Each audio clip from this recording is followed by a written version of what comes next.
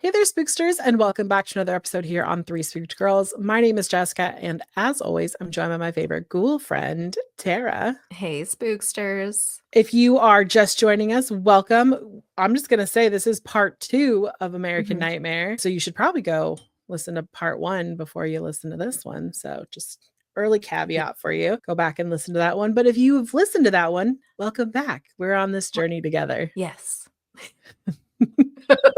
So many feels. So many So many feels. feels. I'm proud of myself, though. I'm proud of both of us. We kept it reined in pretty well. Like, my Mhm. tone was very telling on how I was feeling, but at least, like, my words were staying on track. Well, we might not in this one, and probably Uh, definitely not in the third episode. It's like as the series goes on, the more feels you get into. So you're just kind of like, okay, I know, I this know. is just a shit show that keeps getting worse. But before we dive into that, if you want to hang out with us on social media, you can do so by heading over to Facebook, Instagram, Threads. Our handle is at Three Spooked Girls. We also have a Discord. So if you want to be in all things like Three Spooked Girls or Spooked Girls kind of universe, that we have. Mhm. It's over there. We also have a Facebook group, which is Three Spook Girls Official. It's a great community that people interact with on there. If you've been bitten by the literary bug and you love to read, we have a book club. It's Spookster Literary Society. We meet once a month. It's typically the last Sunday of every month, and we have 2 books that we do. First is our main reads. This month we are reading the London Seance Society, which is I wouldn't say second in a series. I would just say it's another book by an author that we've previously read, which was The Last Apothecary. And then, Tara, please remind everyone what the feminine rage is because I have it wrong in my head. Oh, yes. So our feminine rage read is Slewfoot by Brahm. It's like witches and Nice. feminine rage. I don't know. I'm excited to start it. It's been on my TBR for a minute, so It's still I'm January, so I haven't moved on to or technically today is it's the February. first. Oh my gosh, it is the first. Thank God we got out of January. God damn, that just took for fucking ever. Yeah, that's okay. That's okay. But if you like to read and you want to hang out with like-minded people, we meet once a month. Each book or each read has its own meeting, so you can get together and discuss books. Definitely check it out. It's in the show notes below. We meet on Discord, so if you're in that universe, you could just kind of already be in that universe with us. Oh, and for people asking, Discord's free. Mhm. It's like for those that work maybe in a more corporate setting or something, it's basically Slack, but with extra Mhm. fun stuff. So super For easy. sure. Mhm. Go in there, talk, do whatever you want.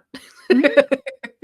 Good times. And also, just so that you know, we are starting to put video content up on our YouTube for Three Spook Girls. I know that we do on the Social Science Society, but right now, this series is our Mhm, launch into a video. So if you want to mhm. see us and see our facial expressions, because let's be real, that's sometimes Tara and I have really great reactions to things.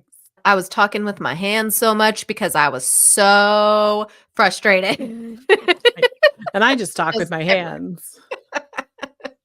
You might like, I know some people are like, why do you put your hands on your hips? I'm like, it's that way I keep them still because otherwise they flail. Smart. Also, if you want to help support the show, you can go to patreon.com/3 spook girls. For little as $1, you get a bonus episode each month. Last month, I did a really interesting thing we hadn't done, which is I read the dumbest things court reporters have had to take into, like, have written down in the court report. Oh my god. And some of them you were just like, you're an attorney? For real. And You're you passed I a will bar say, exam? right, it was funny as hell the first experiencing it, recording it, but I was Mhm. cracking up when I was editing. I was dying. It's worth the dollar. It's worth the dollar, that one episode alone. If you want more Three Sweet Girls and you've gone through our like catalog here on the main feed and you're like, I just want more, we have 6 years worth of shit over there. And 5 and up get ad-free episodes. And sometimes we do special over there. Like we recapped the Gypsy Rose series over there, and that's coming out soon. So we'll be recapping over there, which I'm so excited. Let's be real. Oh Like my god. I Gypsy can't Rose wait. is the only reality show that I will watch regularly. Yes. Okay. Yeah. I do want to preface though, depending on the release date, because we're traveling It's true. end of April, beginning of May. It might be delayed till we come back, but like we'll just see how on my editing game I am. We'll see. It's coming though, because we can't not do season 2. And I you can get know. you know what? Actually, like, totally random, but I found out you can sell posts and stuff. So I know because of, like, how we've had people ask us, "Is there any way to do, like, a one-time donation?" If I remember, when I'm editing this, I'll remember. I might Mhm. set it up so you guys can, like, if you wanna grab, like, just that or whatever, like, Mhm. think of it like a tip jar. I was like, "Ooh, that's cool." But, oh my god, I'm excited for season 2 because we're gonna get Gypsy's baby, we're gonna get the divorce tea. There's gonna be so much going on. Has the baby been born yet? Yeah, yeah, Yeah. in real time. The baby was born in December, the very end of Okay. December, I That's what think. I was Yeah, thinking. I was just yeah. but then, like, I panicked. I was like, "Wait." You're like, You know, "Wait, is she 'cause still pregnant?" but are you ready to dive into episode 2? Let's go, let's go, let's Okay. go.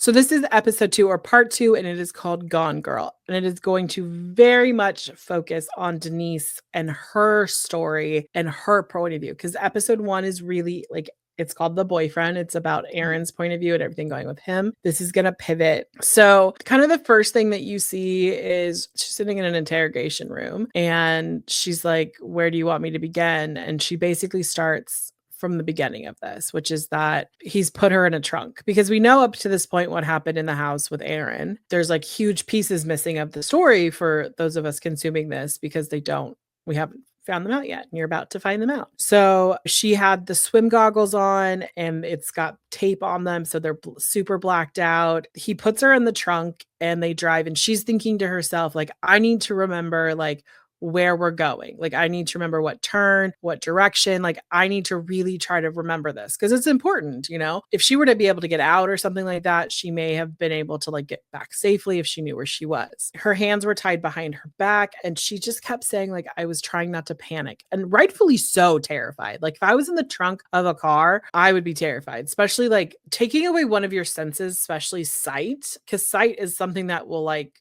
often calm us down. Like, you know, if you're afraid of heights, if you feel like you're up high, you panic. But like once you see that you're not up high, you're like, okay, I'm fine. She says that they drive for a bit and then all of a sudden the car stops. The trunk opens. It's not daylight yet. She doesn't mention it, but later on when she gets out of the other car's trunk, she mentions that it's become daylight. So it's still early in the morning at this point. He basically like transfers her from one trunk to another. And she says that when that car starts, she hears this like deep rev of an engine that reminded her of like a Mustang. And that like really stuck out to her. Like it was like a Mustang. It was like a muscle type car. And then she says about this time, the sedatives are really kicking in, which, if you think about it, is lining up with the timeline of Aaron because mhm, Aaron's timeline isn't that he heard Denise leave. He was like waiting and then all of a sudden it kicked in. Diazepam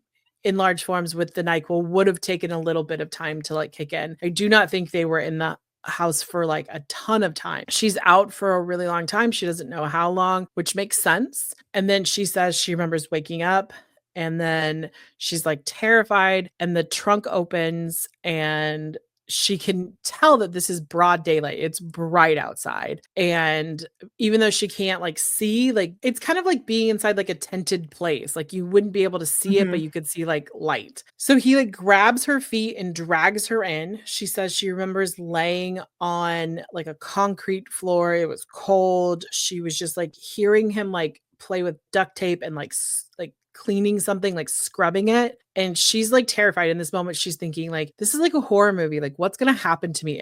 This is how I die? Like, what's going on? And she has no clue of how long she's been out. She doesn't know. There's like nothing that she knows at this point. She says he like gets her up and like moves her into the house. She feels carpet for a while and then it goes to tile. So she's like, okay, like I'm inside. She can kind of feel like he's kind of gently guiding her through the house, the way that she's describing it. Most kidnappers, or like I should say, most kidnapping movies that we see, they're like really rough with the mhm, person. But he's like this sticking out to her that he's not being really rough, that he's kind of right, being like gentle with her. And he moves her to the bed and he like lays her down and ties her up and then he tells her like this wasn't meant for you, this was meant for Andrea, you know, Aaron's ex, And her first reaction is like, what the fuck? This is about her. Could you imagine like you're being kidnapped and then you're like, I just got into a fight with my boyfriend and now I'm being kidnapped because of her? Oh my God. I'd be so mad on top of Mhm. being afraid. And he goes and starts telling her that like he's part of this like black market company, that people pay them to kidnap people, and that they've been given instructions, and Aaron's been given instructions, and as long as he follows them, everything will be fine, and that she will be released within 48 hours. Now, this is a lot. This is like her captor is like reassuring her of things. It's also just like kind of an interesting thing to be like, well, we're part of this company and this is our it was kind of like, I don't know, the way it seemed that he was talking to her was like, well, this is our business plan. This is like our company motto. This is how we do it. I don't mean to laugh at this, but I was like, this feels like a new hire orientation. I don't Oh my God, understand yes. what is happening. But I think also like the way he's talking to her also helps bring up the fact that like in the first episode we were talking about like how Detective Mustard was like nobody like, or the FBI agent or whichever one of those fuckfaces was like, oh, no one kidnapped someone for like $15,000 or $20,000. It's like obviously he's saying someone hired them to kidnap Andrea. So I was right. Granted, I already knew. So when I said it was a tip, I kind of knew that, but like also that's just logical. So he leaves her in there and she like goes to sleep for some time, but then all of a sudden, like when she wakes up, she hears like French pop music and like she can hear him like cleaning and doing other things. And one of the interesting things is she was like, something that was really kind of disturbing was that like I liked the music. And I'm like, maybe he did a little search on you and was like, she might like French pop music. I'm going to play this. I think one of the things even she kind of says is like, he's kind of a considerate kidnapper, like up until a Mhm. certain point of this, I'm going to say. But like up until this Yeah. point, like he takes her on regular bathroom breaks. I'm pretty sure he's feeding her. Like she has to keep her blindfold on and everything, like her goggles on, but he's not like hitting her. He's not abusing her. So I'm sure this is a mind fuck for her because she's like, I've been kidnapped. I've been held hostage, but he's not hurting me up until this point. Like he's not like doing anything to cause me bodily harm. He is like connecting with her. He tells her that he's ex-military, that he'd gone to college, that like he has PTSD, like he has insomnia. He like was like she was his therapist for a bit, just like kind of opened the floodgates and was like, this is my life Mhm. story without giving out way too much detail. So I think she was like, okay, he's bonded with me. Okay. Then it takes kind of a turn. What happens is he like knocks on the door and he comes in and is because the music is off at this point, right? He comes in and he's like, hey, look, we have a problem.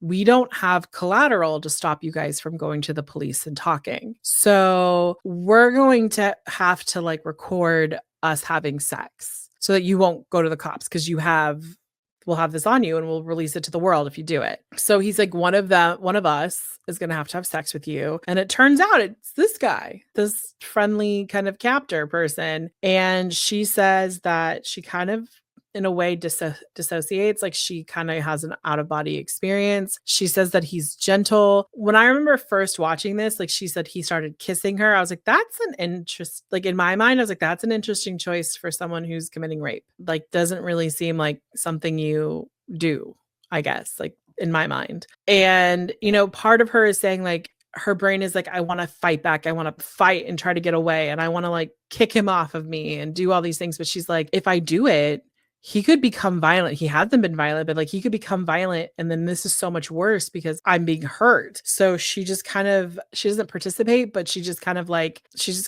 lays there and just doesn't fight it, which I think is a understandable response. After For this sure. happens, he tells her that when he's not in the room, she can take off her goggles, kind of like a reward. What she says is like, you were a good girl, you get a reward. So she does. So she sees her surroundings. And the first thing that she tries to do is like find a way out.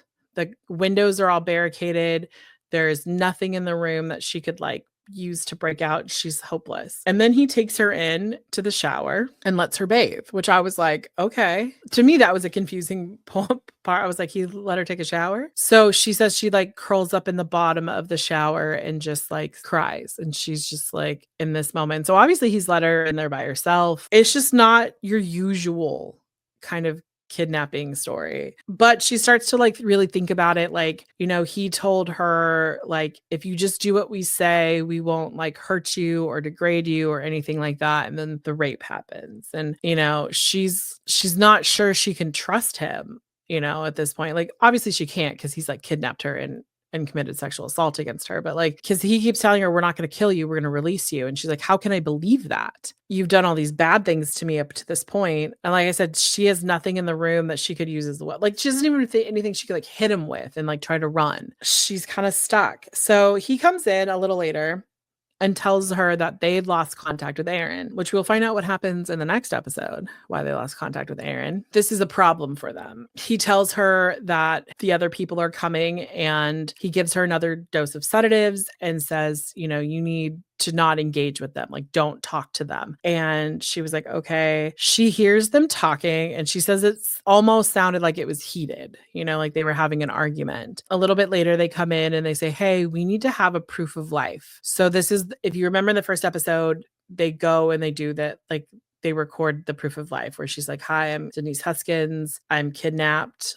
Otherwise, I'm fine. She's super heavily drugged. So when we hear her being calm, I don't think it's her being like not trying to fight back. I think it's literally, she sounds like kind of calm, normal, but she's super drugged. So she probably has all this adrenaline, and that's like the level of energy she could like muster to do this. Also, like what Tara said last time, it makes total sense. Like, why would you not participate in like this correctly? Because they could hurt you, they could kill you, and then nobody has proof of life. No, for sure, because especially because now that we know the assault had just happened, she Right. already is seeing what they're capable of. Why would you not cooperate? If you think about it, that's the only way you're going to get out of this situation. So they do that, they send it off, and then he comes back in and he says, hey, look, the tape that we did yesterday wasn't good enough. We're going to have to do it again. We're going to have to record us having sex again. But this time you need to act like it's consensual. You need to act like we're in a relationship and that you've been having an affair. She was like, this is kind of the part that like you could tell almost broke her, because she was like, I can't just like lay here and disassociate and think I'm, you know, and have an out of body experience. I have to participate in this. I don't think I could do that. Like, I think honest to God, this would be something that I would be like, what? But she's like, I have to do this so that I can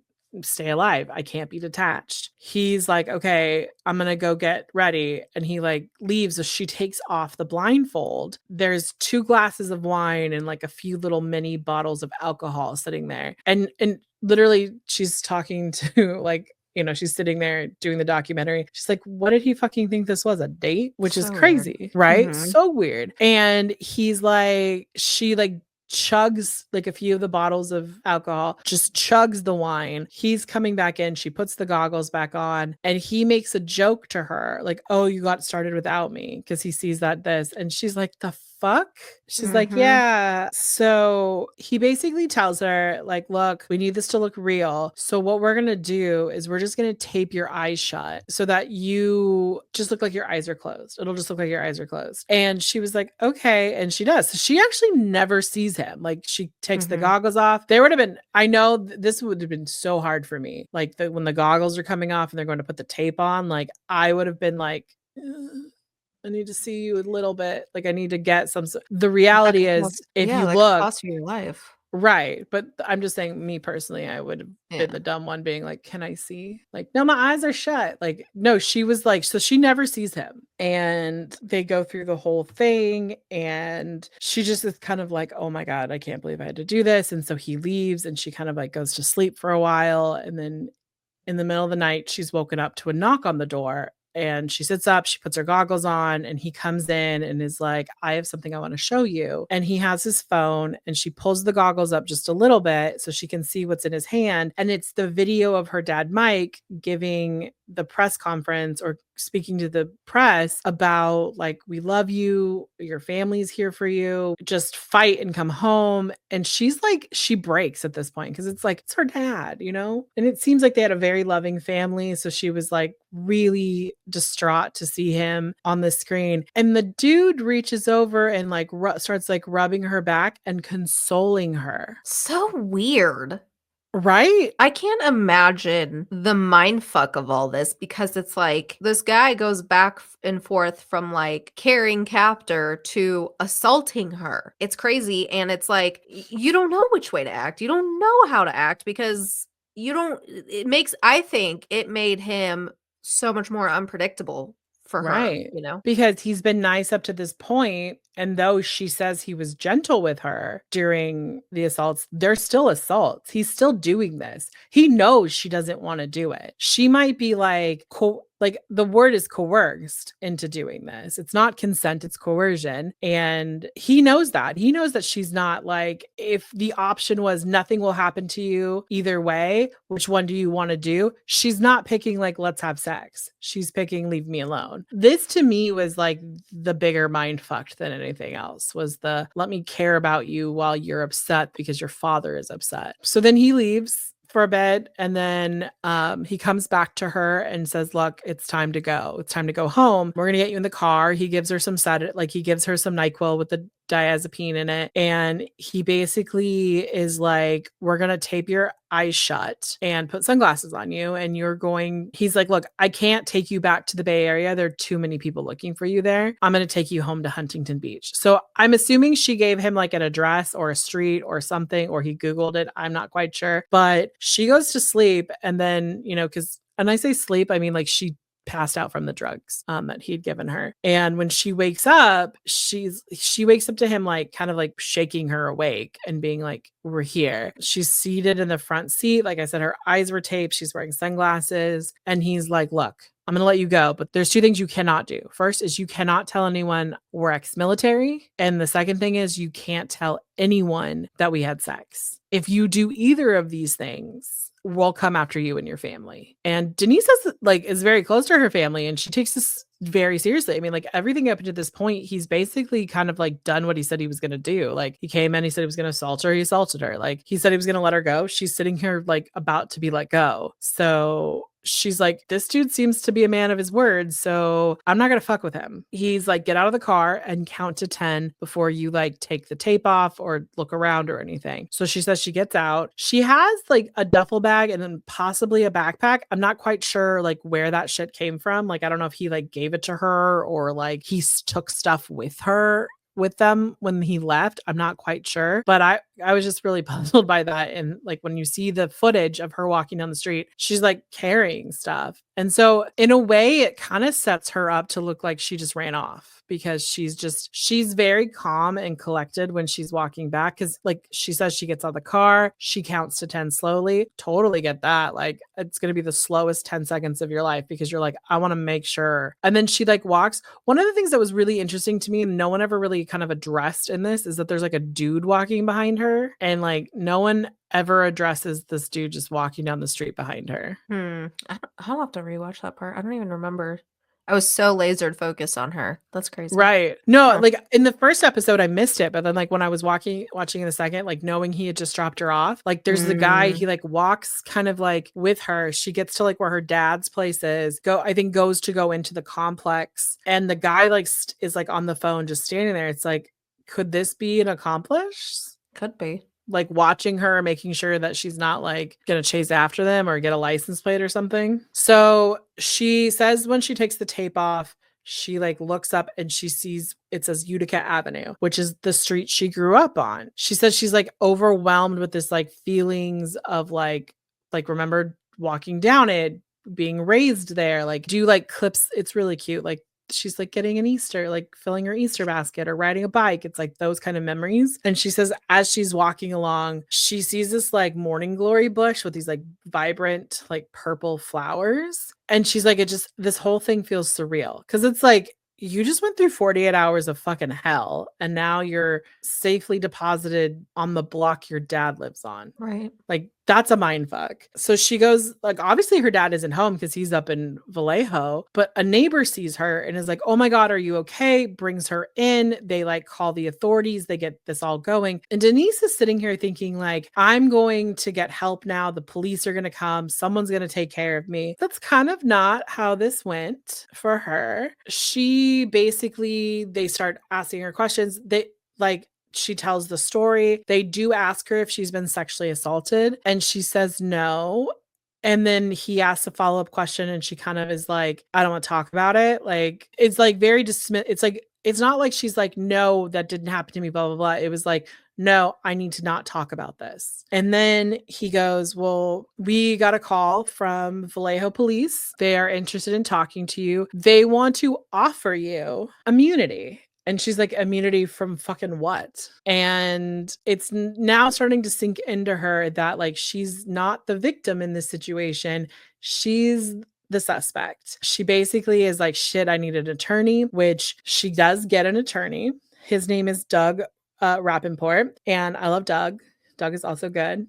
Doug and Amy kind of team up. I love this for them. Basically, he's like, you need to get up here, like right now, which is like where we see her like leaving and start to like make the journey. I'm not sure if she flew. I'm not sure if she drove, but she makes it up to Vallejo. She goes to her attorney's office. It's really interesting because while she's on her way, like I think she does fly, because like while she's on the plane, I think this is when Lieutenant Kenny Park, fucking Kenny, he is giving the famous plunder the resources of the Vallejo Police Department. I just want to say this. Vallejo Police Department does not have a stellar record of solving crimes. If we recall, the Zodiac started in Vallejo and they had several people who they thought it was, and they just didn't do shit. So no, Vallejo, no. Not a fan. Not a fan. Right. And this is where so basically the attorney and her are talking, and it's like she's being treated like the criminal here. This is a Gone Girl hoax. It's like all over the news. This is insane. And he's just like, what the fuck? So he makes her go over the story top to finish 3 or 4 times. And he's like, look, I believe you. But the first thing that you need to get done is a SART exam, which is a sexual assault examination. He's like on the phone with Vallejo police because she tells him like, the reason I didn't tell is because there's been threats against my family. And I love what Doug says is he's like, you do not let them control the rest of your life. You tell the story, you tell the police the story, people will protect you. And I mean, this is what we're taught. We're taught like police are supposed to protect us. The police were not trying to protect her in this case. They were literally trying to put her in prison. Basically, what she says is like, I'll come talk to you if I can get this like sexual assault test done. And they're like, we'll only do it if you come talk to us first, which is interesting because then it's just like more time is going by and evidence is like going away, which I think was part of their process was like, if we get her in here for 18 hours of questioning and then she goes and take a SART test, there's probably no evidence that it shows. So Denise goes and speaks with the police department. And this is where we meet a certain FBI agent named David Sesma. And I fucking hate this dude. Like, I hate him equally with Matt Mustard. They are of the same cloth. Awful. And we will find out stuff later about David that isn't so great for him in the fact that like he is, I'm just gonna say trash. conflict of interest, but we'll talk about that in episode 3 for sure. He and Matt start like questioning her in a way that's like really like, you're not the victim, you're the suspect, like you've done all this stuff. And like she says, like she's sitting there and she's like, she's got her hands over her eyes and she's just like, which also is kind of interesting. I thought about it like the second time I watched it through. She went through all of this blindfolded and she's like reliving it to tell them, and she's covering her eyes. It's kind of like exposure therapy almost. I don't think it was like intentional. I just thought it was an interesting parallel. So I took it as she was trying to put herself, quotes, back into that environment and that state of mind. And I've seen this elsewhere where they'll do that so they can remember more accurately. Because if you think, totally different situation, but if you think about that missing child case where she vanished in like 90 seconds of her sister going home, and they had her sister like go the route and everything when they timed her and to help her remember like what she saw and what she said. That's what I equated it to. Yeah. So, but it is interesting that she did it unprompted. Like she had the wherewithal to be like, this will help me remember so I can tell them. For sure. And you would think that the questions that they did ask some, like, what did he look like? Oh, you never saw him. Can you give some, like those types? But most of the questions were about their relationship as an Aaron and hers, and really trying to make it seem like Denise was really upset about the whole Andrea thing and the fact that like they were really trying to get her to like confess that this was some sort of hoax to get back at him. And she's just staying consistent. She gives every possible detail. She talks about the rapes in detail. She talks about like everything. She tells them about the Mustang. She tells them that like, and I missed this part a little earlier, when she's getting out of the Mustang, because that's what he drove her back in. She remembers the exterior being white. She remember, you know, she's telling them like it's everything. Like it smelled like pine. It was broad daylight. She's sitting in front of like maps of the neighborhood that she lived that Aaron lived in, and she was kind of like drawing with her finger what she thinks the way he went, and they just don't fucking care. She tells the police, like she says to the police, like, I had to play along to basically save my life. And she's like, I just played along. And the police, like, at this point start shifting their questioning. And it's like, basically, they're without accusing her, they're accusing her of committing this hoax, like the whole Gone Girl thing. And at this point in the documentary, her lawyer Doug is talking and he's like, they're treating her like she's the criminal. They're looking at her like she's a piece of trash. And they were. Fucking Matt Mustard, like, ugh. One, I'm never gonna like Mustard again because of this douchebag, but like he's literally like sitting back, like his fucking bald spot is shining in this interrogation video for sure. It's a great look for you, Matt. Sorry, I hate him so much. I'm not normally mean, but I can be. He's like, you know, like listening to her and really just being a cocky little fucker. Same with the FBI detective, because he's just acting like it's no big deal. Like she was kidnapped. This is all just a hoax. We know it's a hoax. Like that's how he's treating her. Well, Doug calls Amy, who is Aaron's attorney, and is like, look, I really think we should keep the two of them separate for a while. We need to get questioning done. And if they're seen like talking to, like, they don't say this, but this is what I think it is. Like, if they're seen talking to one another, this looks like they're conspiring. Not the fact that like this man lost his girlfriend for like a bit of time because she was kidnapped and taken from his house, and probably wants to see her to like verify she's okay, like that she's physically there. Aaron is informed of the rape because Amy like tells him like, look, she was sexually assaulted. This is what happened to her. You know, they get the SART report back, and even the nurses are like that are doing it are like, yeah, you have micro lesions on your cervix that show that you've had sex in the last 48 hours. And so she was like, okay, because that's what she did when she went afterwards, like after the first day of interrogation, she went and had that done. She comes back the next day and they're even worse. They're like treating her. They're like, basically it's like, tell us why you like, what was the reason you faked this? Like, where were you? Like, what was going on? And they tell her there's a lot of inconsistencies with her like story. They tell her that it is a federal crime to lie to a federal agent, which by the way it is. I wanted to Google it. Here's the thing.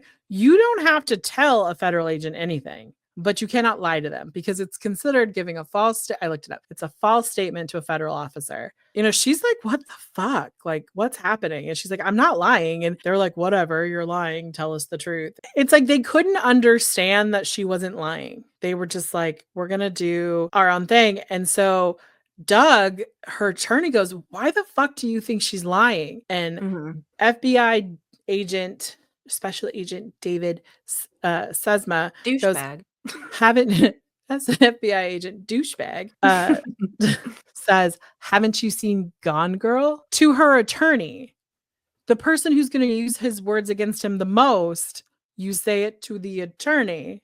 I was like, the fuck?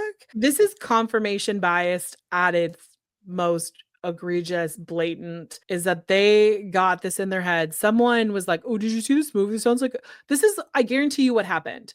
They were like standing in a fucking break room and they're discussing this case. And someone goes, oh, that kind of sounds like that movie Gone Girl. Have you seen it? And they went and probably watched like a few clips on YouTube. No, I'm telling you, stupid Detective Mustard probably went and saw it. And that's why he had this whole vendetta. And again, being like, I'm going to get this. I'm going to get it in the bag. Blah, blah, blah, blah, blah. No, super clean.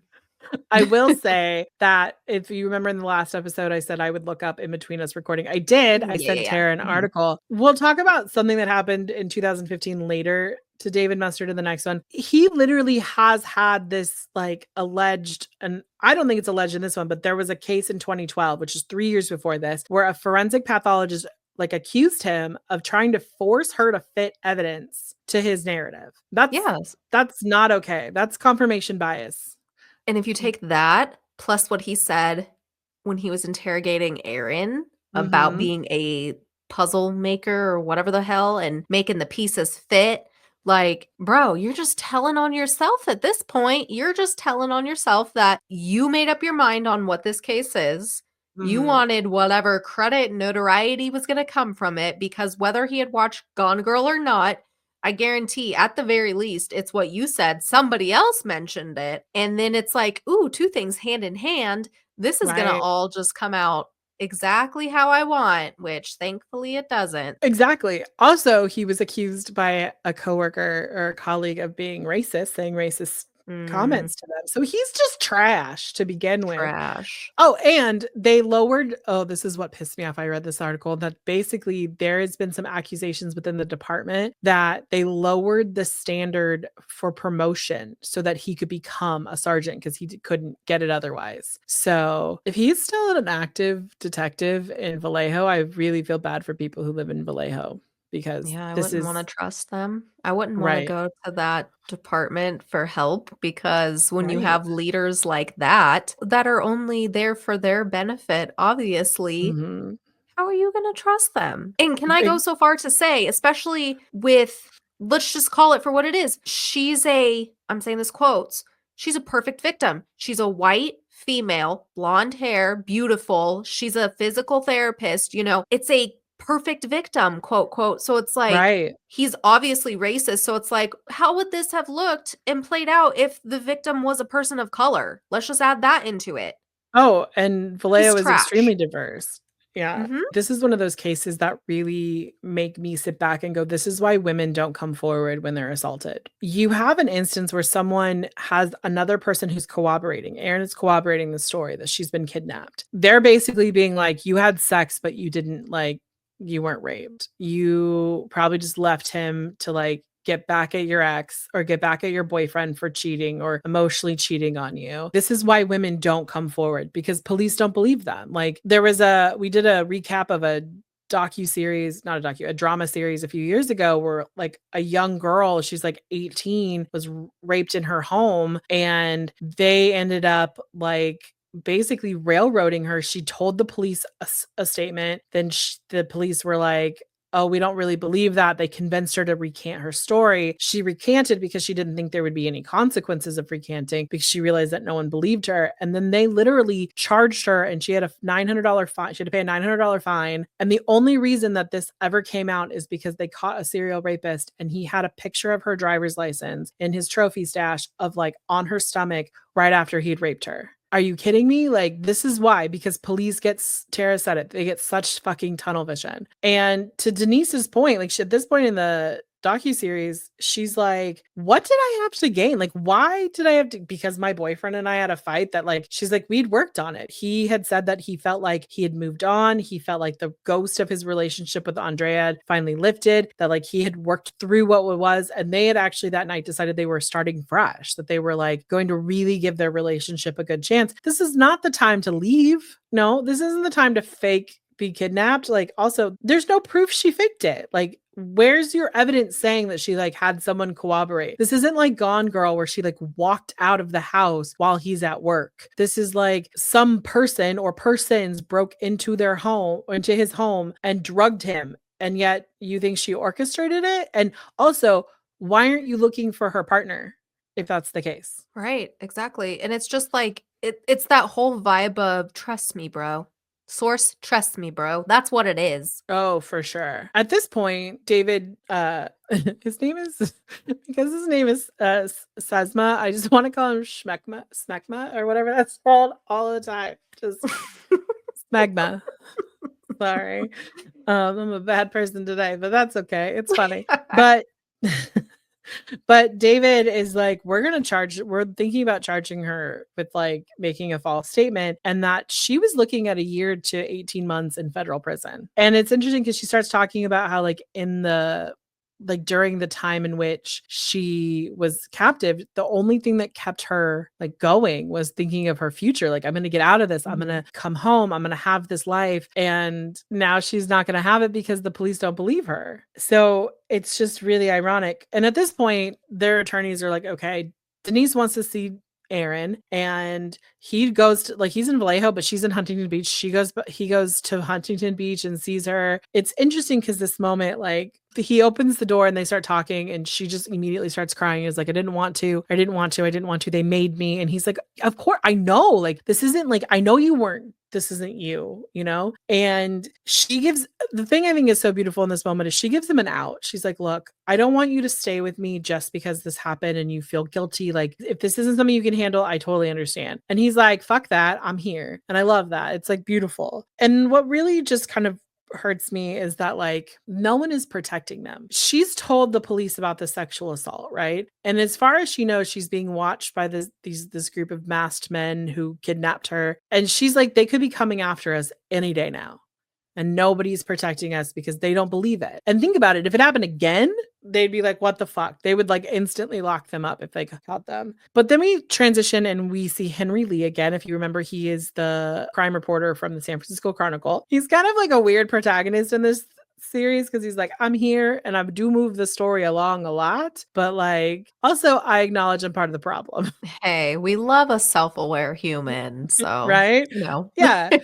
Totally. He is like, at this point, the media is like, case closed. We're done. We're just going to wait to see if they get charged. We're not investigating to anything. And then one day he gets an email from an unknown. It's like a cryptic email. Basically, it's from the ransomers, and it's a full fucking confession. Who would have thought? I know I'm acting shocked for those watching, but obviously I know.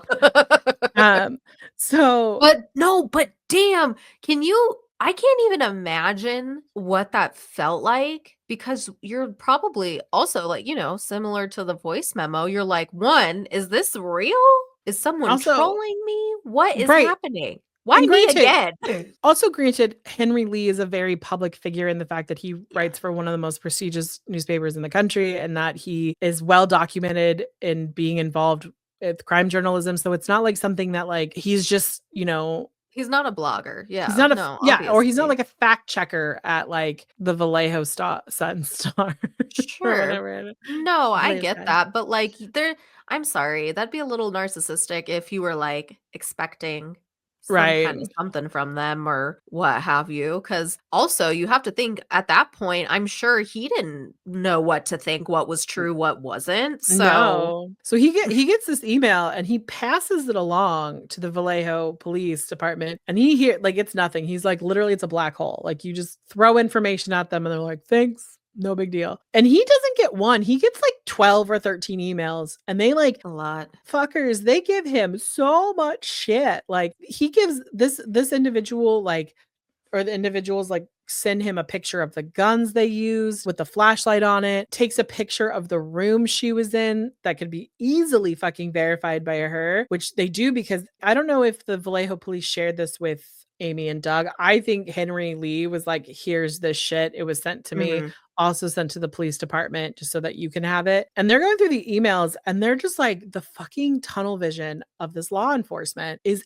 outstanding. And yeah, Henry is just getting email after email. And then finally he gets this last email, which is kind of fucking crazy. And it basically says that if the Vallejo police do not issue an apology, that they'll do it again. And then we flash forward to like a few days, like probably they gave him like 48 hours or something like that to do this. Then we flash 40 miles kind of like south to Dublin, California, and there's another break-in. The episode basically ends with they have my daughter, which I just want to say this.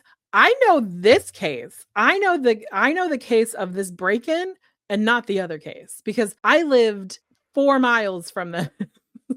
I'll talk about it in the next episode because there's more details, but like, I know the break-in case. I did not know this was attached to the other case. I was like, oh, I remember this. But with that, we have come to the conclusion of this episode. We hope you're enjoying the series. If you watch, let us know. Go to Discord, go to the Facebook group, anywhere we have a thread for episodes. Let us know what you're thinking. If you've watched it, if you're going to watch it, let us know if you think that Condiment Face should not be a police officer. That's just, I'm just out here like, what the fuck? Face. I mean, his last name is Mustard.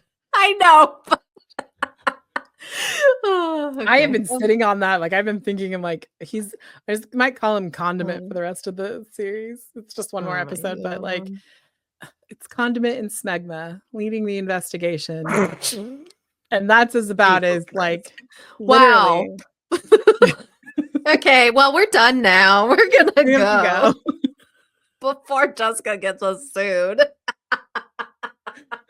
Sorry, because you know he gives those vibes that he would he got a Google alert on this and is gonna watch and consume and this is like, I swear, probably Christy too. So hey, Christy, if you watched the last episode or last recap, I swear, honestly, if no one has called him Condiment Face at this point, like junior high happened. Someone called him a condiment at some point.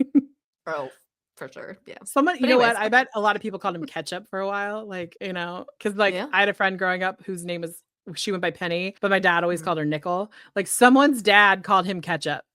Oh, for sure. For sure. Let us know what you guys think. So with that, we're going to go ahead and sign off, and we will be back next week for the conclusion and the swift justice of this case, really. So yeah. Bye, guys. Bye.